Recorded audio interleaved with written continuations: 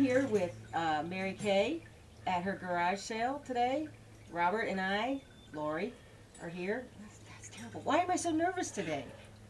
Oh, I don't know. Because usually Eric does this part. I mean, I do it on my own, but I've already researched what I'm going to talk about. Well, Laurie, I'm very glad to have you at my garage sale. Thank you very much for coming. Oh, well, thank you. Okay, well, there's some things we were looking around and we saw, and one of them are over here. Well, actually, a couple of them are over here. You have these banks where they're all individual and neat, and they're all metal, aren't they? Well, the horses are not metal. But I mean, But the cars themselves, yes, they are metal. They're all collectibles. They're all advertising. And they're all banks, individual banks, which is really cute. And I love to collect stuff. did you collect them from another collector? Right. Okay, and you said they all have, how do you open them? From the bottom, there's a little key. Oh, That you empty the bank. how long have you been collecting banks? I kind of collect a lot of things. There's no time. I love it if all. If I see something that goes with something I have, I'll pick it up. Okay, well, you seem to have a lot of transportation vehicles in these banks. Do you have other banks other than transportation? No, really, not very many. And then there's something else I noticed here. You have all these pennants. Did you go to all these games No, to the hockey? sorry, not much of a sports fan. Oh, well, they make a nice border. That's right. So hopefully someone else will like them. We're driving down through Missouri, and you come into this quaint little town and look at this shop, and there's this old gentleman sitting on the bench outside the shop. So we decided, let's go in and take a look. Just a cute little town. So we go in, and they did have a tremendous sale going on swords. So all of a sudden I bought all these swords. Swords? Swords, you know. Anyway, I brought them back here, and I was able to sell them quite nicely. So we decided a year later to go back to the same town. Well, first of all, I have to look at the map and say, okay, this is where I think we were. We drive into the town, and here's the same gentleman sitting on the same bench in front of the same store a year later. So that was kind of fun. The old tie clips. Remember those? Now this one I could use this one. That's a money clip. That's Mr. Moneybags. Oh, yeah. This has got to be quite old too. And inside are little license plates. Which I'm not going to open the box up there, but I didn't find my one. I had a very nice. racing one, a horse race. Did you see this? It's Mr. Rogers' house. He could be in your neighborhood. Very good. Can you tell us about where you got this? Oh, I don't remember. That is I absolutely. just picked it up at probably another garage sale, but I appreciate beautiful glassware. I do too. I love beautiful glass. I used to sell for Princess House, which you can probably edit out. But I used to do that I did that for like 9 years. And because of that, I have got tons of glassware inside the house. Wow. There's more. But in the meantime, I love the colored glass. I love pottery. I just appreciate things that are beautiful. Yeah, and that's really very hard to do. There's a place in not Missouri, Eureka Springs, in Arkansas that had a glass shop, and marvelous glass. Yes, Ooh, that's how they do those things. I didn't see that. They're behind you. How do they do that? It's unbelievable. This is solid glass. Isn't that great? Okay. I don't know. That's what I want to know. I can't read. I think it's 16. Gorgeous. But I would like to get it because that is the color To of. me, the gossamer type material. Oh, it's 10. I was reading 16 and 10. She gets a better deal than you. Oh, I got my hands on it now. It's yours, sweetie. Can you tell us about that? Well, What that's is that? it's supposedly a drinking. Someone told me you put your arm through it somehow. Well, see, I don't even know how to do it. But the idea is that it's supposed to be a drinking Oh, like flask. a beer mug. Well, yeah. Or is that a horn? No, I don't think so. Someone told me it was for putting tequila in or something. Is that open at the bottom though? No, it's closed at this point. Ah, So this is open. okay. But there's a special way to hold it, and I don't even know how. I think you could use that, Joe. So when you get really slobbering drunk, you can still hang on to You it. can still hang But on no, to this it. piece here I've had for years, and it comes from Wisconsin. And I finally found out what it's used for. It's to warm tequila. I never knew. I thought it was to Oh, warm with a wine. candle. Yeah, but it comes from Eau Claire. Eau Claire, Wisconsin. Uh-huh. I think is what. Yep. I thought that was interesting. I finally found out what it's good for. Now that would be really good at our VIP awards banquet. He can pour himself a little Yeah. hot tequila. Old blowtorch. Sir, what would they fill this with? I thought that was an ejector seat. It's to put your rods and reels in the back for ice fishing. Oh and my then you've goodness. got a chair, and then you've got a little box to carry stuff in. My I've son never- doesn't have this. What's that? My son doesn't have this. Well, there you go. He's only got 5 ice houses. You got more money? Yeah. How much is it? Oh,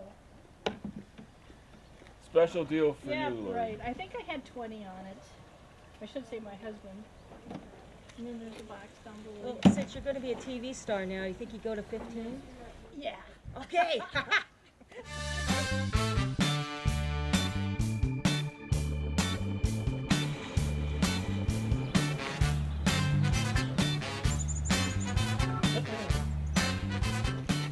So Robert, do you find unique things when you go garage sailing? Yes, and this is one of the more unique things. I've never seen anything like this at a garage sale, which is a doggy bath.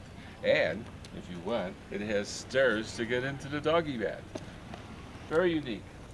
I think I'd like the end of it to be covered too, because then my daughter's iguana can So, swim. swim And the turtles. instead of my bathtub. Absolutely. So much for doggy tubs.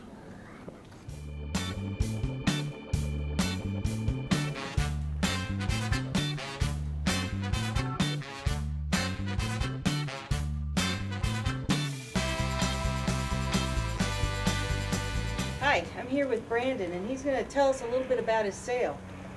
Well, I'm an antique dealer actually, and I'm just looking to liquidate all my inventory before I go into the buying season of this summer, going to auctions and finding a bunch of new treasures.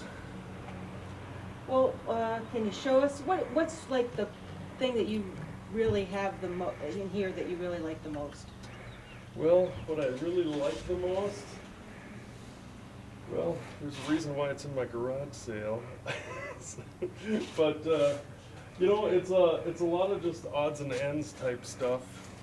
A lot of knickknacks and a lot of old stuff. And Well, I noticed one of the you have a crib out there that Yeah, the old- probably wouldn't be up to code today. no, that old wood.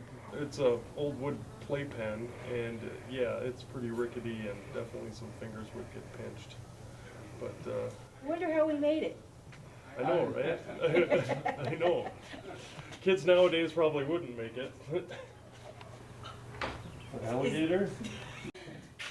Oh my gosh, look at this. A perfectly preserved alligator on a very beautiful, what is it? Is it a conch shell? Some kind of shell. With the mother of pearl. This could be a welcoming candy dish on anybody's living room. Wow. Or that one item you bring to the Antique Roadshow someday. Oh, yeah.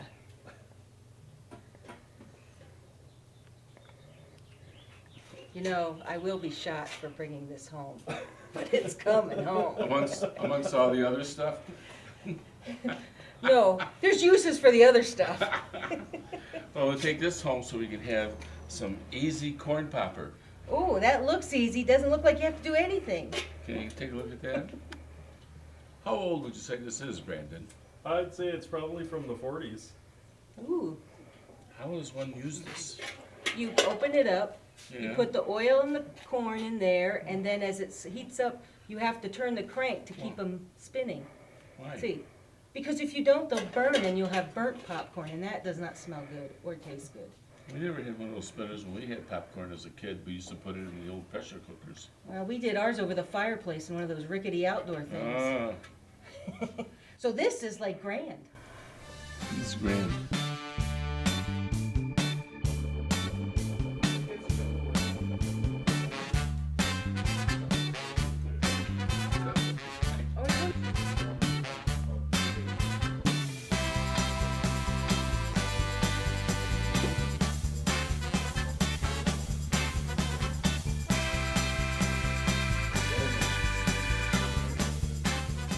The man that I got all this stuff from, he was the town pharmacist in a small town in Iowa.